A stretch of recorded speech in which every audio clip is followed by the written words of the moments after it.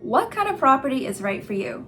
So you and your partner now, you're interested to buy real estate, but you don't know what to buy and what's right for you. There's a few different kinds of properties. The three common kinds of properties are condominiums, which can be apartment units or a condo townhouse. Either way, you have monthly fees that you pay and you are part of a condo corporation.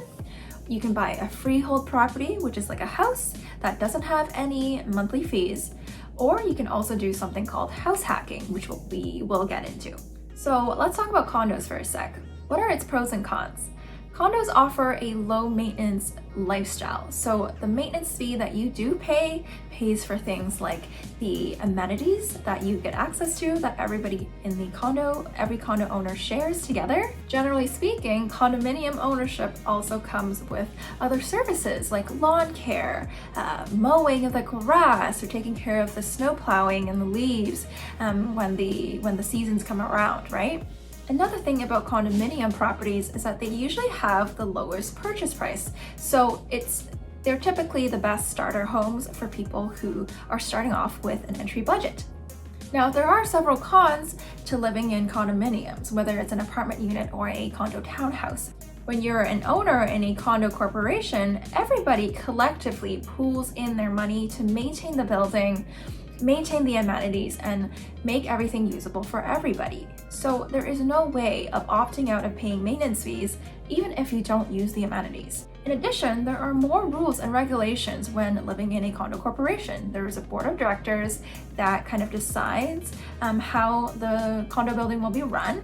And sometimes there are pet restrictions. There are restrictions to how much you can renovate your condo sometimes. And if you live in a condo townhouse, for example, you may have to deliberate with your neighbors before making big changes like the roof, because if your roofs are connected, things like that, you have to go through more hoops and hurdles in order to make changes to your own property. So these are restrictions that come with living in a condo.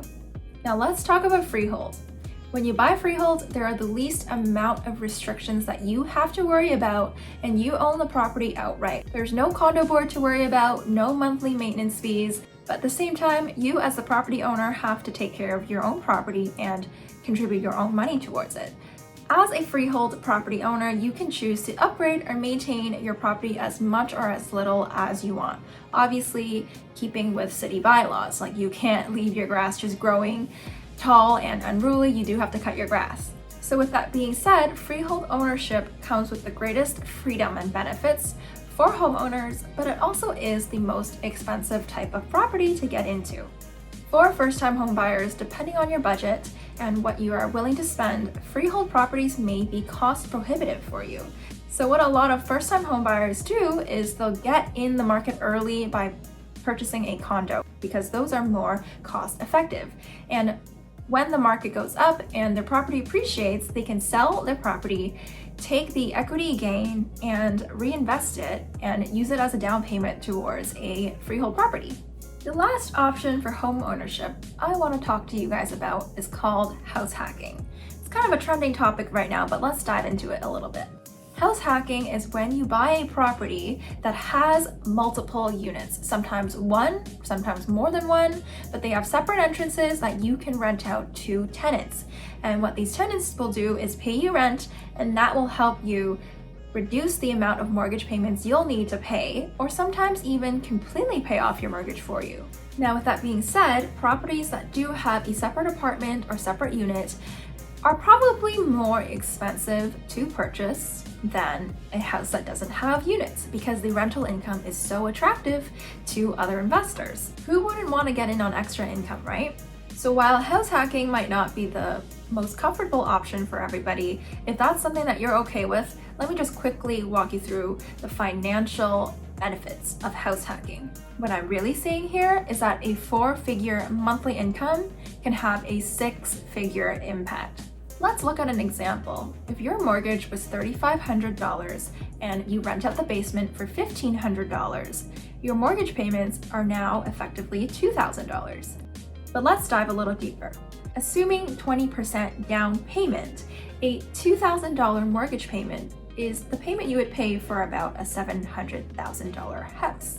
But a $3,500 mortgage payment is actually equivalent to a $1.1 million house.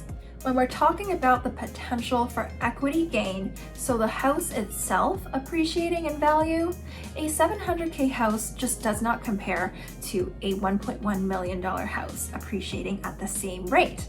Even if it's a gain of 10%, that's $70,000 here and $110,000 there.